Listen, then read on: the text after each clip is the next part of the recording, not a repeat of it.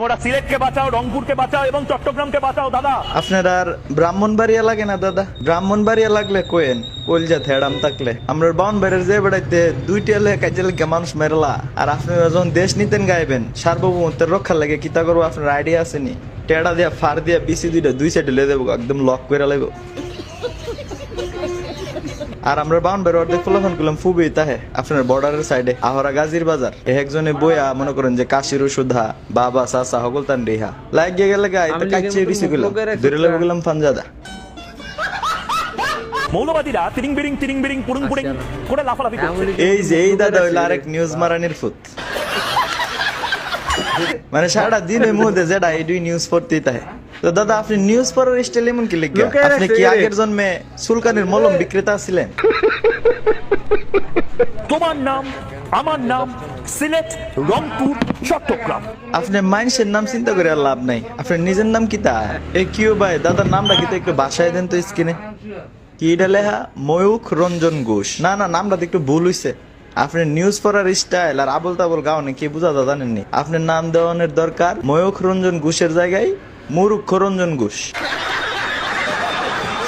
রংপুর, চট্টগ্রাম, সিলেট এই সমস্ত জায়গা হয়তো আবার হিন্দু ভূমি হতে পারে। এসব আজেরা ফেসাল ফাইরা মুসলমান আর হিন্দুরার মধ্যে একটা সাম্প্রদায়িক অবস্থা সৃষ্টি করার লাগিয়া এই আপনার মতন মুরুক্ষ রঞ্জন ঘোষই একদম পারফেক্ট লোক। আর নাহলে বাংলাদেশে এমন তো খুঁজতা না। আর আপনি হেমদা যেভাবে নিউজ করা শুরু করছেন দাদা, মনে হইতেছে বাংলাদেশে কেমত লেগে গেছে। আরে কি একটা আলামত।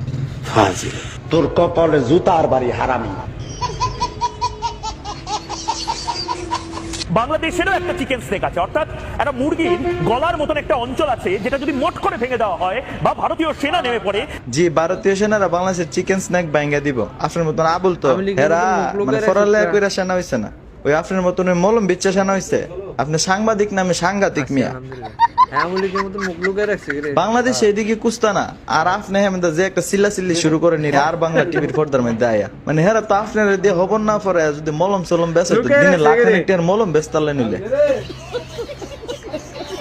যদি বাংলাদেশের এই মুহূর্তে কোনো মৌলবাদী জবাব চায় বাংলা দেখেন, একদম চোখ বন্ধ করে নিন, চোখ বন্ধ করুন, একদম চোখ বন্ধ করুন। ওই দেন তার কথা কর লক্ষণ দেখেন।